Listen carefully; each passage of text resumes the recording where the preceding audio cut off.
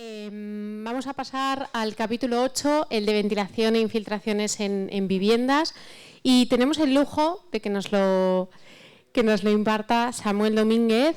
Samuel Domínguez Amarillo es profesor titular de la ETS de Arquitectura de la Universidad de Sevilla, subdirector de Emprendimiento y Planes Propios de la ETSA, es el investigador principal del proyecto Carelite y miembro de Aireamos, es especialista en calidad ambiental en interiores y ergonomía del ambiente térmico, así como el diseño y control de sistemas de instalaciones avanzadas. Para mí es un lujo que Samuel nos acompañe. Fue de las primeras personas que tuve el honor de conocer de esta universidad y el que nos ha abierto la puerta a todo esto. Así que muchísimas gracias, Samuel. Muchas gracias, Patricia. Gracias a todos por acompañarnos esta mañana aquí y por seguir acompañándonos, aunque nos hayamos cambiado de aula. Yo ahora no sé qué decir con tantas masterclass que acabamos de recibir, con tantas eminencias que estamos acogiendo. Yo solo soy un maese constructor, o sea, yo solo soy un señor que pone ladrillos, pero que en ese proceso lo que comento yo con mis estudiantes es que nada de esto de lo que estamos hablando funciona o podemos llevarlo a cabo si no ponemos el sustrato, si no ponemos el espacio donde poder desarrollar todo este tipo de actividades. Pues como estáis viendo, pues me toca hablar de algo que a todos nos toca de cerca, que es las viviendas. O sea, podéis dedicaros a la profesión que queráis, pero todos vivís en algún sitio, hasta en un coche o en una furgoneta. Y una de las cosas que yo me di cuenta de la pandemia es que todos estábamos súper preocupados de cuando íbamos a la escuela, cuando íbamos a la universidad, al colegio, como fuéramos al hospital, centro de salud. Efectivamente, como bien dice mi padre, nos duchábamos. Por si no lo sabéis, él era mi padre. Y yo soy el que se duchaba. Mucho. También es que iba a muchos sitios, con lo cual la probabilidad de coger el COVID pues también aumentaba. Pero llegábamos a casa y decíamos, ¡buah! Ya estoy en mi casa, ya estoy en el refugio, se acabó el peligro. El bicho anda afuera y ya no hay problema, ya me puedo relajar. Pues oye, nos dimos cuenta de que aquello no era así y que había muchos problemas que estaban apareciendo. Entonces yo por eso os quiero hablar de que no nos olvidemos de las viviendas. Durante la pandemia hicimos un estudio que me pareció tremendamente interesante, sobre todo porque me quedé horrorizado de ver cuál era la calidad ambiental que se estaban, de alguna forma, padeciendo o disfrutando en las viviendas durante el confinamiento. Y como yo hablo muchas veces con mi amigo Ignacio, digo, yo no sé si el COVID los iba a matar, digo, pero seguramente iban a morir de otra cosa, o por lo menos van a tener una muy mala vejez. Los índices de mala calidad ambiental que detectamos en las viviendas durante el COVID fueron terroríficos. En muchos casos, provocados por nosotros mismos. Llegábamos de la calle y evidentemente nos embadurnábamos en gel hidroalcohólico, nos echábamos desinfectante, lejía, KHS7 y lo que hiciera falta, ¿no? Y encima, como nadie sabía cómo venía el bicho, dice, no abra, vaya a entrar por la puerta, o no abra por la ventana, ¿no? Recuerdo un compañero que tenía un piso alquilado en esa época, cuando lo recuperó, el dueño había sellado las ventanas con cinta para evitar que pudiera entrar por las rendijas, ¿no? Claro. El problema es normal. Todos cuando llegamos a casa tenemos una sensación de seguridad. Sin embargo, nos damos cuenta de que el peligro nos está esperando dentro. Por eso aquel artículo se llamaba que el aire malo también mata, como bien nos ha contado Flori antes, ¿no?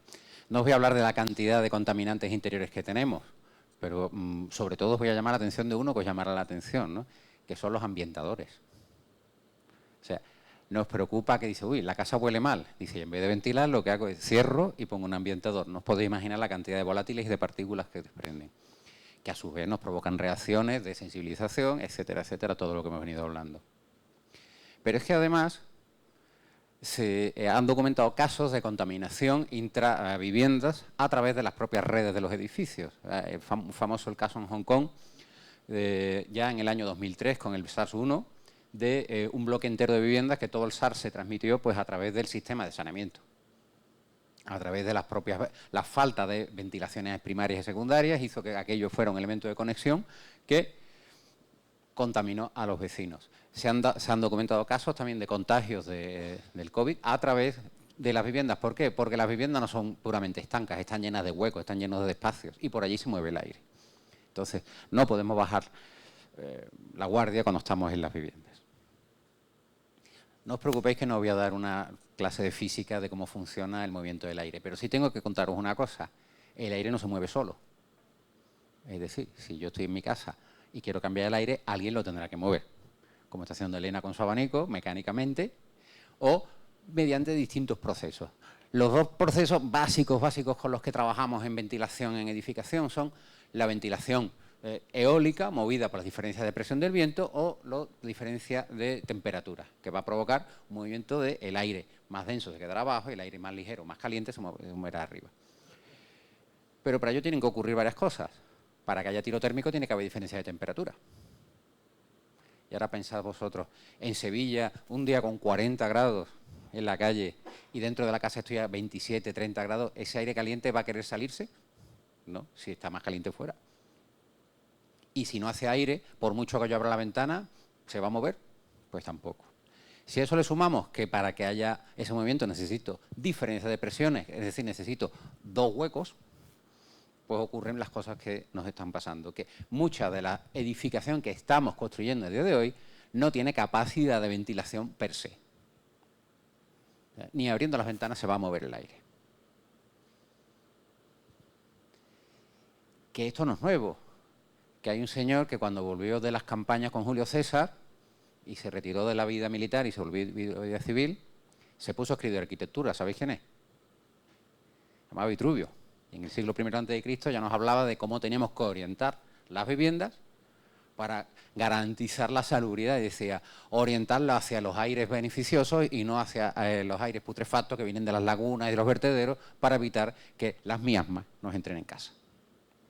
Bueno, pues lo sabíamos. Aquí os traigo, por ejemplo, lo que viene a ser el arquetipo de la vivienda moderna, o debería haber sido, fruto de las reflexiones de la Bauhaus. Y para mí el mejor ejemplo es la Siedlungen de Mies van der Rohe en Stuttgart, que establece el tipo de lo que será el doble crujía por excelencia, en el que garantiza el acceso a la luz, garantiza el acceso a la ventilación y establece el tipo. Otros lo habían hecho antes, pero este lo configura. ¿Sabéis cuánto hace ya de aquello? 100 años. Y aquellas viviendas funcionaban estupendamente, desde el punto de vista de la salubridad, de todo el movimiento higienista de principios del siglo XX. Pero luego se nos fue olvidando. Luego tenemos otros ejemplos bien desarrollados, por ejemplo, en Barcelona tenemos el caso de las manzanas de Plan Cerdá, que trabajan con los patios interiores. Bueno, tienen unos patios de dimensiones suficientemente grandes para que se pueda asegurar la ventilación. Pero claro, hay una cierta diferencia entre este patio, ¿verdad?, y este, ¿no? Evidentemente, con la necesidad de desarrollar vivienda y hacer más vivienda, pues fuimos apretando y dejando los patios y dejando los espacios en su mínima expresión. Hombre, ese patio no me garantiza a mí mucha higiene, porque es que además se van a producir fenómenos muy divertidos, como cuando en verano haga calor fuera, el aire que está de mi vecino, que está más frío que el exterior, va a bajar al fondo del patio, con lo cual el que vive en las plantas más inferiores se va a comer todo el aire que sale de las viviendas de arriba, lo cual pues va a disfrutar pues de olores a sardinas, macarrones, más todos los patógenos que estemos arrastrando. Bueno, pero esos son los tipos con los que vivimos, o vivís, que seguro que algunos reconocéis ahí. Traigo aquí dos ejemplos de arquitectura contemporánea, absolutamente contemporánea, están recién construidos. El tipo de la derecha consigue hacer vivienda de protección oficial, con doble crujía, cambia el tipo, no es una Siedlunge, oye, pero es capaz de alguna forma generar un patio que funciona, abierto, crujías que permiten que haya ventanas cruzadas, permite la introducción de una ventilación mecánica cuando sea necesaria. Sin embargo, a la izquierda tenemos estas viviendas que por la necesidad de maximizar los recorridos, de que solo haya uno o dos ascensores funcionando, trabajan contra un pasillo. Aquí. ¿Me podéis explicar cómo voy a hacer ventilación cruzada en estas viviendas? Y lo habréis visto en un hotel. Si tú solo tienes una fachada y tú abres una ventana, en el caso de que haya turbulencia, en el mejor de los casos vas a remover 1 o 2 metros del volumen de la habitación. Todo lo que hay al fondo se va a quedar estancado. Y ahí se van a quedar los patógenos. ¿Quiénes están allí? Los patógenos, los químicos, lo de mi vecino, etcétera. El tipo de la izquierda lo he puesto porque vale 300.000 euros. Lo venden aquí en Sevilla. Magnífico apartamento de 300.000 euros que no ventila. Lo podéis comprar en Idealista. ¿De quiénes son los responsables? Diremos los promotores, que son muy avariciosos. Dice, sí, pero hay un señor o señora arquitecta que ha firmado esos proyectos.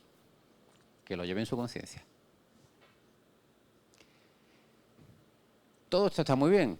Y la ventilación cruzada, la ventilación natural es maravillosa. Pero sobre todo si viviéramos donde vivía Heidi, no sé si os acordáis, ¿no? Todas las montañas allí, que todo lo que nos puede afectar, como decía, es la fiebre del heno.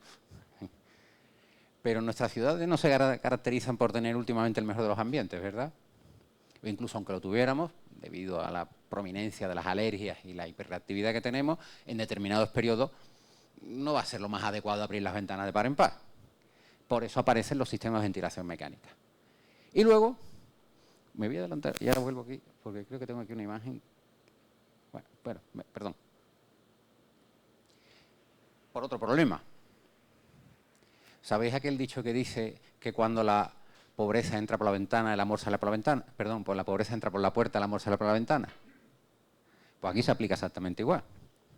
Cuando la pobreza entra en la casa, ¿qué es lo primero que hacemos? O cuando entra frío. Cuando entra frío, dejamos de ventilar. Esto está estupendo hoy. Cuando dentro de nada tengamos 10 grados, no hace falta más. A ver quién es el que abre la ventana y pone una corriente en casa. Cuando dentro, o hace una semana, teníamos aquí cerca de 40 grados, a ver quién es el que hace ventilación cruzada. Y por eso aparecen los sistemas de ventilación mecánica controlada. Ventilación mecánica controlada, que aquí están algunos amigos que trabajan en ello, que tenemos distintos tipos. El que más se está utilizando por su mayor economicidad y porque además consume menos superficie es el de extracción. Tenemos algún tipo de extracción que proviene de los tipos antiguos de los años 60-70 de inducción por tiro térmico, por efecto Schunck, pero actualmente el código técnico dice que lo cambiemos por ventiladores. Está bien, vamos a extraer contaminantes de alguna forma, pero lo que no tenemos ni idea es el aire que nos está entrando por depresión, ¿de dónde viene? Vendrá caliente, vendrá con polvo, vendrá contaminante, vendrá de mi vecino, me vendrá de los churros que vienen abajo.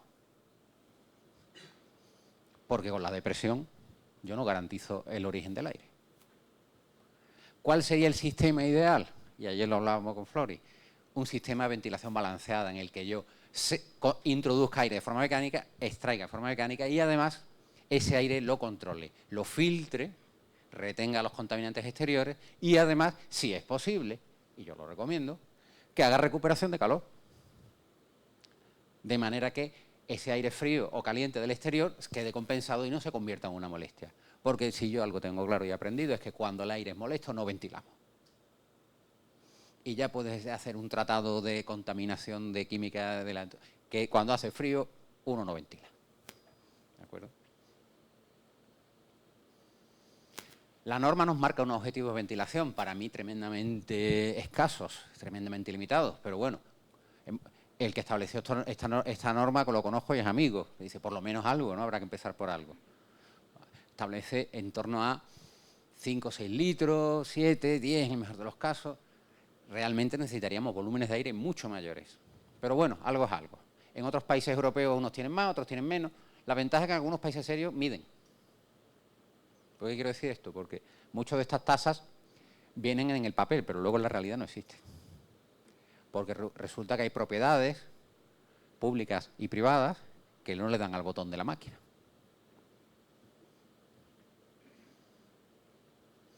Y luego aparece el problema de la infiltración. ¿Cuál es el problema de la infiltración? Pues que las envolventes no son estancas y el aire entra de cualquier sitio. Ahí podéis ver fotos reales de huecos por los que entra el aire. O sea que cuando yo no controlo, cuando no tengo un sistema balanceado y dejo que el aire entre de cualquier manera, pues el aire pues entra desde cualquier sitio. Que puede ser aire bueno o aire malo. Normalmente no lo es. Y tenemos corrientes, tenemos entradas de polvo, etcétera, etcétera. Y encima aparecen los problemas de energía. Claro, es que luego no soy capaz ni de mantener la casa climatizada. No puedo ventilar, me entra el aire de forma descontrolada y hace frío o hace calor. Y encima la energía está a 30 céntimos el kilovatio. ¿Pues qué es lo que voy a hacer? Pues ni ventilar ni nada, me arroparé con la manta y allí me protegeré. Y entramos en lo que, por terminar, llamamos el círculo vicioso del confinamiento, pero que se puede aplicar al día de hoy. Dice, oye, no puedo ventilar porque hace frío, como no puedo ventilar, la casa se empeora su ambiente, yo me siento peor, encima huele peor, y pongo los ambientadores y encima limpio más porque estoy un poquito preocupado, con lo cual libero más químicos y me siento cada vez peor, y ese círculo donde acaba, en fin, no os lo quiero contar. En resumen, hay que ventilar, pero hay que hacerlo de forma controlada y sabiendo lo que hay que hacer. Y lo más importante es, esto dentro de ese concepto del empoderamiento, lo tienen que conocer los usuarios, lo tienen que conocer los gestores, los constructores. Hay que regular y hay que medir. Y eso es algo que tenemos que intentar entre todos transmitir, de que uno tiene que hacerse responsable de su vivienda y hacer que sea el mejor de los ambientes posibles. Muchas gracias.